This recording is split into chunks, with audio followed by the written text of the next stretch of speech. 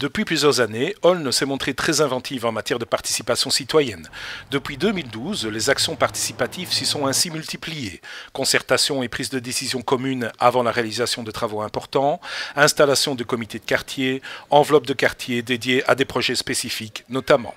En parallèle, des assemblées participatives déjà existantes ont été améliorées, telles la CCATM ou la CLDR, pour lesquelles des groupes de travail citoyens ont été créés. Mais aujourd'hui, c'est une partie des investissements que la commune a décidé de confier à la consultation citoyenne. À Aulne, on veut donc aller beaucoup plus loin dans le domaine du budget participatif, s'inspirant de modèles étrangers tels celui de Porto Alegre au Brésil. Bien que Aulne ne soit pas encore au stade du budget participatif réel, c'est donc bien ce qu'elle ambitionne pour l'avenir, pour plus tard soumettre l'entièreté du budget communal aux administrés, comme nous le confirme Dorian Kempeners, échevin de la participation citoyenne. On a commencé par former les gens. Et c'est les citoyens eux-mêmes, avec l'aide des politiques et de l'administration bien entendu, qui vont aller creuser dans les budgets des dernières années et un peu analyser. Sur base de cette analyse, les citoyens vont établir une grille de lecture. La deuxième étape concerne la méthodologie. Le règlement du budget citoyen à Aulne, il n'est pas établi d'avance par le politique, il sera établi par les citoyens. Après ces deux étapes, il y a un appel à projet citoyen, et on peut évaluer à la fin de l'année.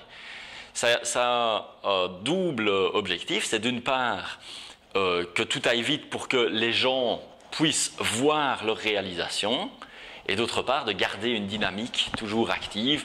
Ça sera bien plus riche que ce qu'on peut imaginer aujourd'hui, puisque ça sortira de plusieurs têtes au lieu de sortir d'une seule. En tout cas, s'il y a une chose dont on peut être certain, c'est que la démocratie représentative, elle est à un tournant. Il ne faut pas attendre une révolution, mais bien une évolution de nos pratiques. Et la participation citoyenne, c'est une évolution à côté de laquelle on ne peut pas passer. Si nous, politiques, nous ne prenons pas l'initiative de jeter des ponts, mais qui le fera ?